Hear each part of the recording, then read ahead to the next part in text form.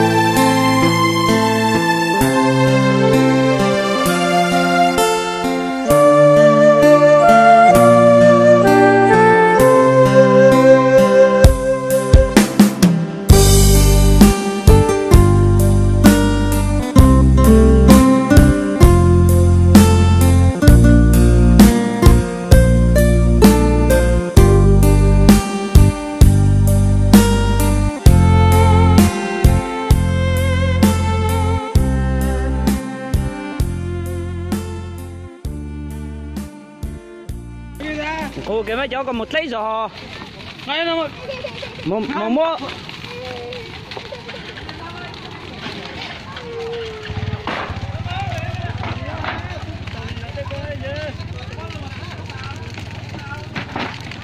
Thế già đồ tốt trẻ này.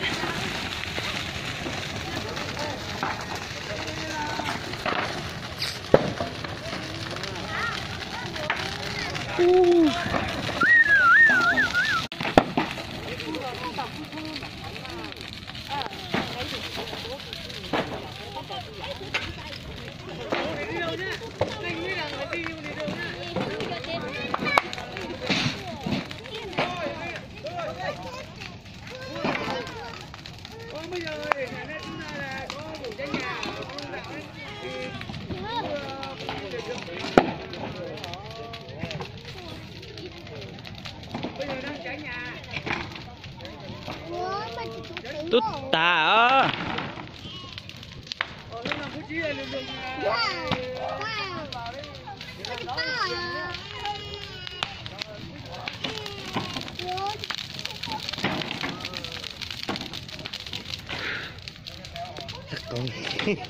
Con trái đâu?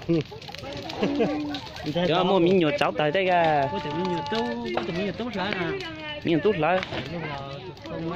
tụi nó tụi nó mang tàu không mà liếc tao mà bây giờ tôi có bóp lại đấy giờ mình nhiều thay luôn nó là tốt tới luôn tính cả như thế tí ra ta xe không dẫn nó tao á ta lấy là cột chế mà hai vợ chồng luôn hai vợ chồng hai vợ chồng cái nhiều có phải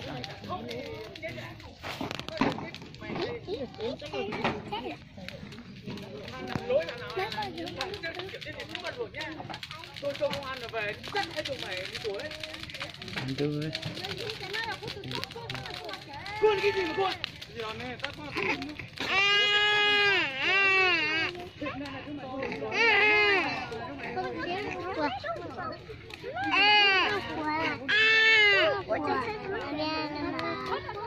mà nó sử dụng cho anh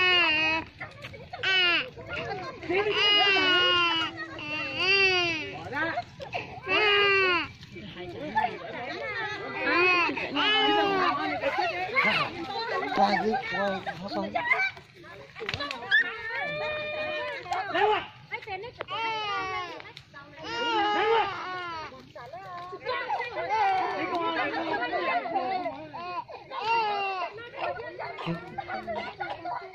chẳng mong chẳng quên à hả?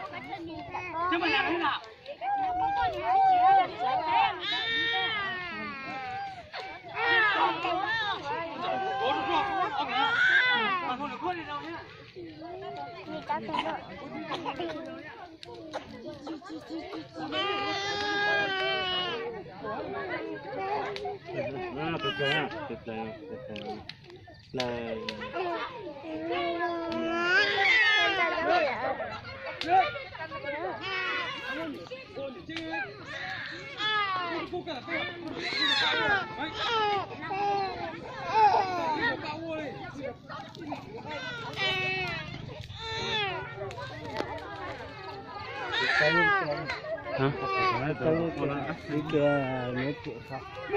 cái thời trả mấy cái biết à? Ui sao một câu? Đâu ạ? Thôi, trả biết rồi à? Sao một câu? Thôi chuyển chính để ha. Bây giờ mới tưởng hôm nay kia á? Trả biết hả? Đeo ở YouTube ấy.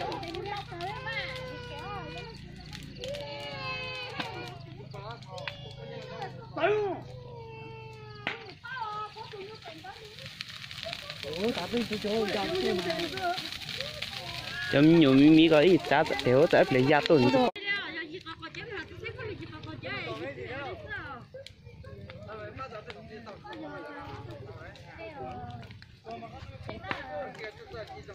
Ôi già tốt lệ rồi đó.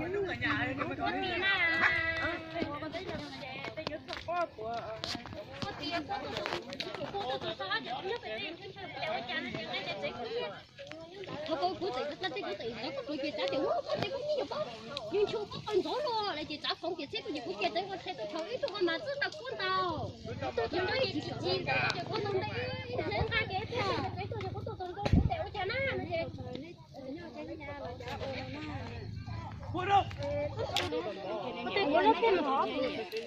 Ủa tôi ra bỏ tôi chỉ của tôi khâu nó kìa tôi phu gì tôi sợ ha gì tôi sợ tao phu gì lúc tao thích này coi thì tôi chỉ có tiếp thêm mình dùng hay cứ dùng một phút thêm mình dùng cái một thôi giờ giá tôi tao mới thôi giờ dùng một thôi giờ cứ thế rồi cái tôi cũng thôi giờ tôi nó có một cái tao mà cái tôi nó một cái tao cái gì cũng luồn trái tên là có của chị mà mang giá thì cũng sai thôi cho anh chị hay lúc này nó có món được con cũng nát xong cũng sai trả mẹ con cũng nát xong cũng sao vậy cho cái tài năng trả nó nhưng đây cái món nào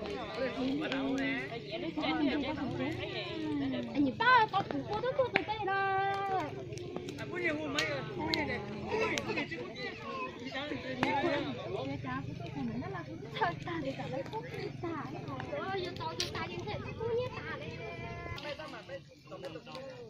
Không ngon đâu, ai đây hay không ngon đâu.